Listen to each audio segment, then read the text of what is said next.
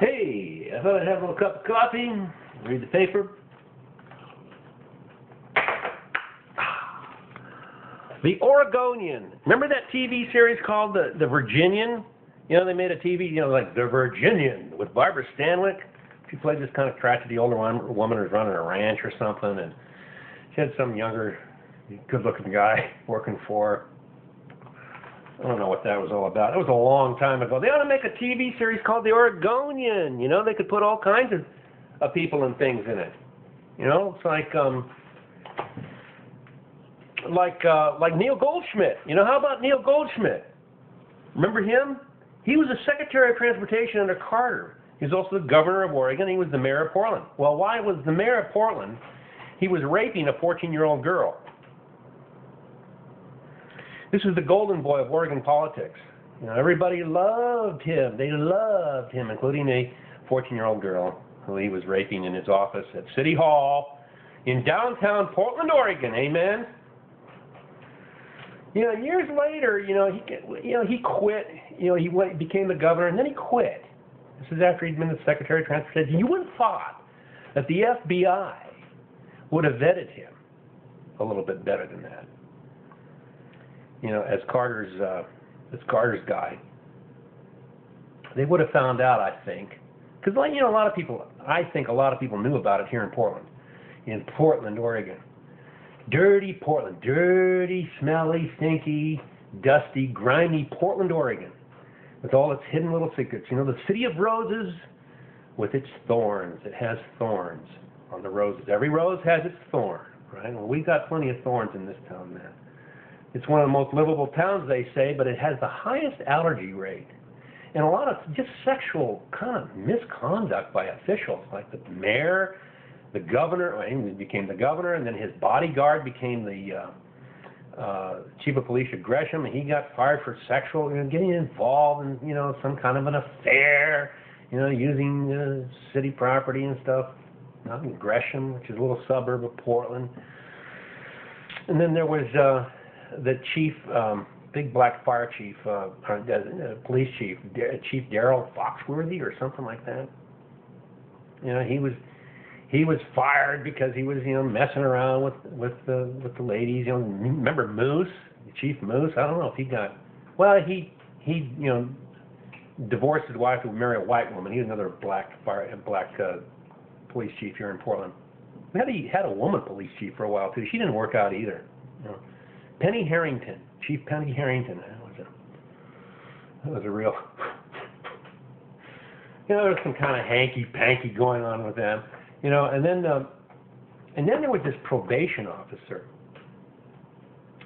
who, Michael Lee Boyle, the probation officer who's in prison now, and he was convicted of raping boys under his charge as a youth probation officer for kids. And so they put him in jail. Well, I had complained about that, about something similar to that, about a city employee taking home a little boy for sleepovers. Oh boy, they came down on me like a ton of bricks. They landed on me with both feet. They started pursuing me. This is while I was spending some time, living in Nevada. Portland police came after me. And they the first thing they did is took out a stalking order. And the cop that was on this warned me. He says, you keep talking about this, I'm going to take out a stalking order on you for this other guy. He was sticking up for this other guy. I won't name any names here. Sticking up for this other guy. And and then they convicted me of violating the stalking order, and they put me in jail for a week with a member in a cell with a member of the Crips gang. Listen, this kid, 17-year-old kid, great kid, really a sweet kid, nice guy, super nice guy. You never meet a nicer guy. No, really, he was a nice guy. And so I told him a story while I was in there. He had a lot of time to talk. You have a lot of time to get to know your cellmate while you're in there. I told him a story about how when they put me on trial,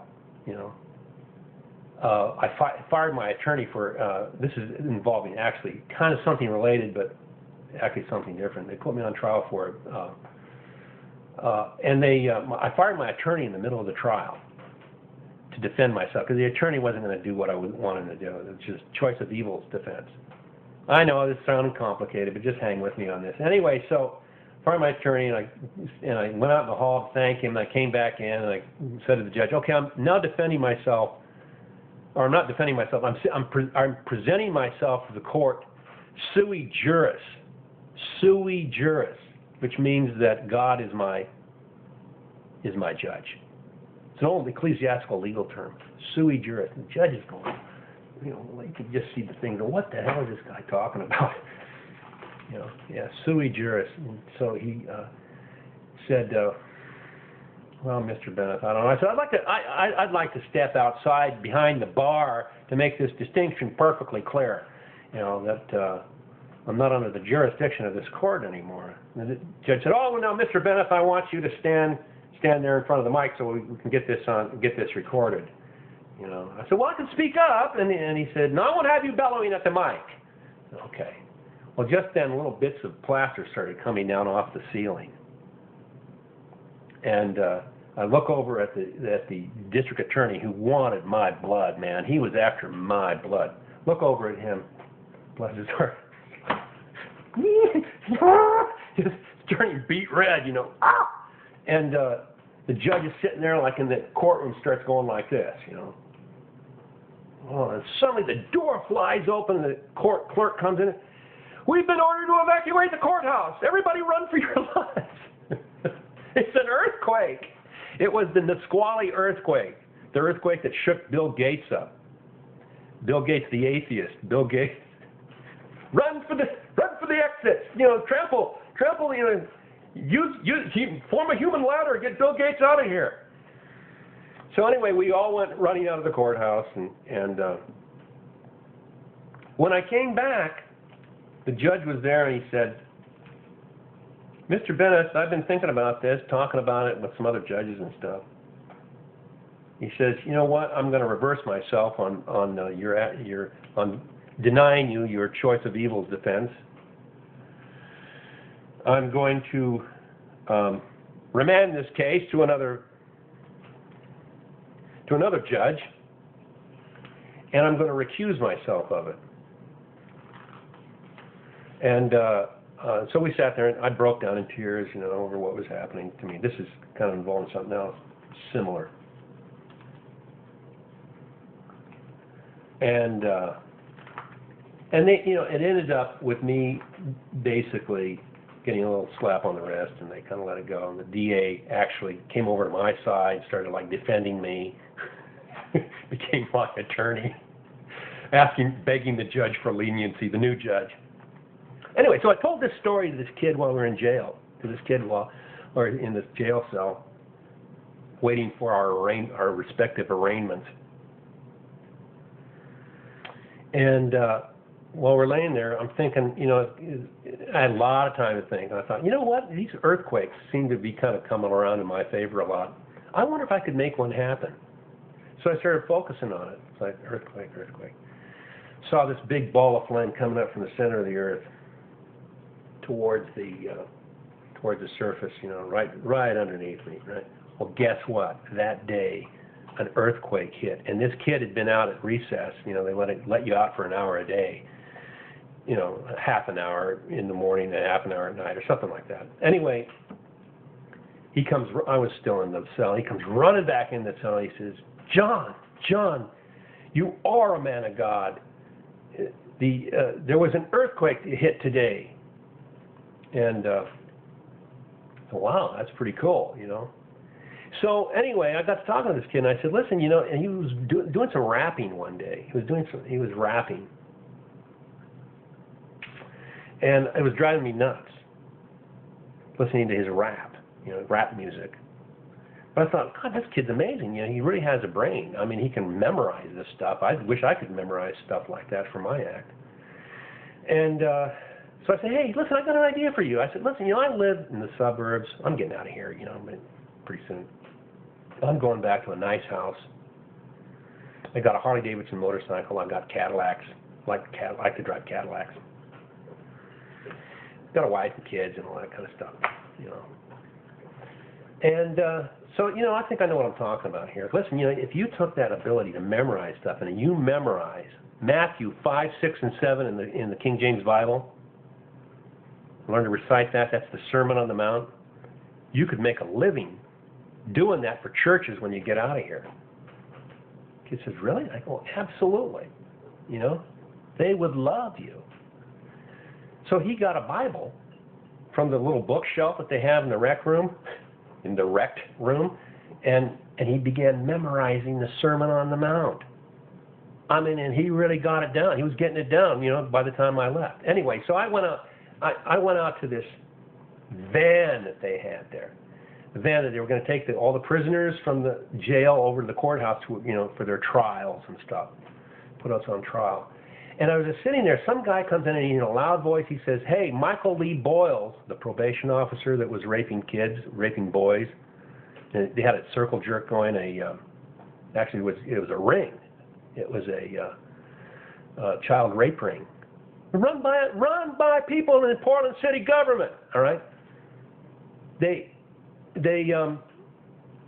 said, Michael Lee Boyles just had the crap beat out of him in prison. It's like, that guy said that. Somebody told him to tell, pass the word on. I thought, wow. If it ain't God, it sure is coincidence. So anyway, I went and sat in the court, in the basement, keeping in the basement, and this big windstorm. I had been praying for this. See, earthquake isn't enough. Give them something more. Confuse their minds, muddle their minds, confuse their tongues. Muddle their minds, confuse their tongues. I kept saying that over and over again. And you know what happened? This violent windstorm hit, just out of nowhere. This windstorm hit and it started knocking things down. And just blowing things over, the sudden gusts of wind, like on a nice day. Boom! The windstorm hits. And the lights go out in the courtroom. Of course, you can imagine what I'm thinking. Right? I'm going, wow, my guardian angel, I have a powerful guardian spirit or something. Something's really weighing in for me, right? And so I get up finally. They take me into the courtroom. They were so rattled, they didn't know what to say. The guy my probation officer, it was like his tongue had swollen up. He couldn't talk. They had to drop the case just basically because they couldn't get anybody to show up. He forgot all his notes. Their witnesses refused to come and testify against me. Some other people that had, some of their employees, that had been. It's like they're all scared of me, all scared of the situation, I guess. And the plaintiff, they were mad. They were so mad.